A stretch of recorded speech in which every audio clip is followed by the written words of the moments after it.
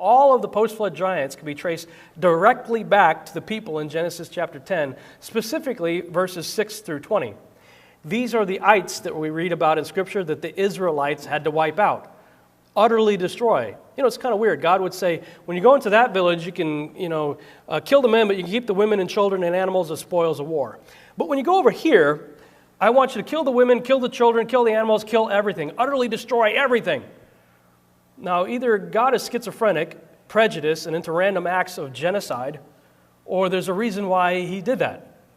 Well, it's because those were Nephilim villages in the post-flood world that God was having his people systematically wipe out. And they can be traced right back to these people right here, specifically the children of Ham. And you see, I got the definition, the meaning of their names right beside each one of them. I'm just going to take all of these names in the exact order that they're listed there and string them together in a paragraph and show you what it spells out. Taking those names, putting them together in a paragraph, this is what it says. He raged, a black terror, double straight, afflicted trafficker. Black terror, drink thou anguish. Compass the chamber, thunder, compass the smiting. He who is coming, their love, we shall rebel. A double straight firebrand, travailing, affliction of water, blades opening the moistened morsel, forgiven ones bowing to spy, a trafficker hunting terrors, trodden down sayers, the strangers draw near, showers of life gnawing like thorns, they shall break loose, double woolen enclosures of wrath. That's an interesting family. We know from Scripture that people name their children for what they observe. Esau comes out, he's red and hairy, so they name him Esau, which has those meanings.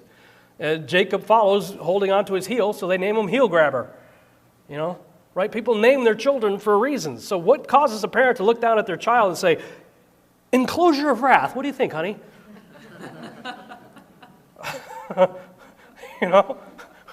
Terror. Right? Clearly, something's going on here. So I think the text itself, again, I could wage the entire argument just using canon by looking into things like this. That's clearly something's going on with these people. And they show up immediately after the flood. We see in Numbers 13:33 where they go into the land and they see the Nephilim there, right? And it says that these are Nephilim that come from other Nephilim. It doesn't say from fallen angels, so it's not a good argument for multiple incursions. And it says these are the Anakim, who are the sons of Anak. Well, Anak was a son of Arba, who was an Amorite, son of Amorius, who was a son of Canaan, son of Ham, who stepped off the ark. So you've got a direct line right to the boat from Numbers 13:33 backwards. And just to give you an idea, in Numbers 13, where they go in there to the land and they say, we felt like grasshoppers by comparison. Yeah, well, this is what Caleb was up against. All right, it helps you understand why the spies said what they said. They were afraid. But who's bigger, God or the giants? Look at what Caleb says. But Caleb quieted the people before Moses and said, let us go up at once and occupy it, for we are well able to overcome it. The scripture says in Amos 2:9 that the Amorites got as tall as cedar trees. I'm just going to take the scripture literally. Sometimes the Bible talks in allegorical terms, in metaphor, uses symbols and whatnot, but when it does, usually an angel or somebody comes alongside the character and says, oh, by the way, this is what that weird creature represents. So when it speaks in allegorical terms, the Bible itself tells you what it's saying. And so I say, well, when it doesn't have that extra bit of narrative, we should just take it literally. And if you take the Bible literally, you see a lot of wild stuff. And so Amos 2:9 says they got as tall as cedar trees and strong as the oaks. That's not an exaggeration right there. And just to give you an idea of what a battle with a 35-footer would look like, I mentioned the movie Wrath of the Titans earlier. There's actually a scene in the movie where Perseus is going up against a 35-foot Cyclops. This is what a battle with a 35-footer might look like.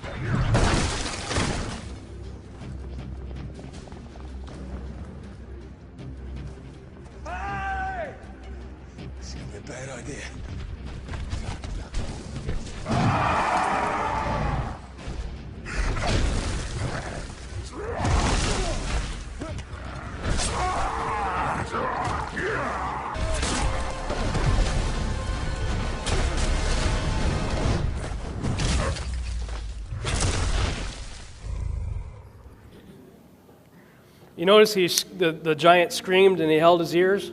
Actually, Josephus talks about that they were terrible to the hearing. You know, and of course, just by their sheer size, you would imagine them being pretty loud. But there's an indication of what it might look like to have and Caleb was ready to go to it. You know, man, we have the faith of Caleb and Joshua. You know, I love that too, because because they had faith, but everybody else didn't. So because of the unbelief of the other spies, they had to wander around the wilderness for 40 years. So, by the time they finally get into the land, Caleb's pushing like 80 years of age at this point. He says, I want to pick up where we left off. Give me Kiriath Arba. The Anakim were the offspring of Anak, who is the offspring of Arba, the biggest of the biggest, baddest of the baddest. Kiriath Arba was the name of the city Hebron before they changed it to Hebron. So 80 years of age, Caleb's like, give me Kiriath Arba. I want to take the biggest of the biggest out. I had to wander around with these yahoos for 40 years. I want to take some revenge now. Man, serious. That's some serious faith. How big is your God? All right. Now, when we look in the ancient world, we see a lot of megalithic structures, like this structure here in Baalbek. The history of Baalbek reaches back approximately 5,000 years. Excavations between the Great Court of the Temple Jupiter have uncovered traces of settlements dating to the Middle Bronze Age, 1900 to 1600 BC, built on top of an older level of human habitation dating to the early Bronze Age, 2900 to 2300 BC, which makes it roughly contemporary with the Tower of Babel. How interesting that they link it to the Tower of Babel. I found a quote by an individual named Michael Aloof in his book, The History of Baalbek. He says, after the flood, when Nimrod reigned over Lebanon, he sent giants to rebuild the fortress of Baalbek. Now, the Tower of Babel was only about 100 years after the flood. And already he's talking about sending giants to go help him. So clearly they showed up immediately after the flood. And no reference of angels anywhere. And you see structures like this. This is at Baalbek, the stone. You may have seen pictures like that on the History Channel, Ancient Aliens, or Discovery Channel, things like that. People look at that rock. You see a guy at the end of it, probably a 6-foot-tall man. And people say, how in the world was that thing quarried, cut, and moved? I mean, even with our own modern technology, we can't figure out how they did that. And so their solution, Ancient Aliens did it. Scotty, fire up the tractor beam. Right? That's what they that's their solution. And I say, well, what if we just read the Bible and let the Bible tell us what happened? Right? Amos 2:9, tall as cedar trees, strong as the oaks. If you imagine something like that, now the cedars of Lebanon got to 150 feet tall, so let's just go with the low end, 35 feet tall. It's easy to figure out how rocks like that may have been quarried, cut, and moved. Right? Hey, Arnold, stop flexing for the camera. Get over here. Give me a hand. Right? Now, of course, there's been a lot of studies that say steroids can lead to sterility. Taking steroids can make you sterile. But what about the giants? Were the giants sterile? Well, I don't believe they were. We already talked about the sons of Anak, who was the son of Arba, who was an Amorite, son of Amorius, son of Canaan, son of Ham.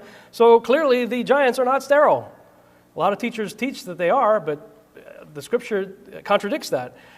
We see that in Numbers 13:33. We also see in 2 Samuel 21:16 through 22, talking about a giant of great stature with 6 fingers and 6 toes, likewise described as being one who is also born of a giant.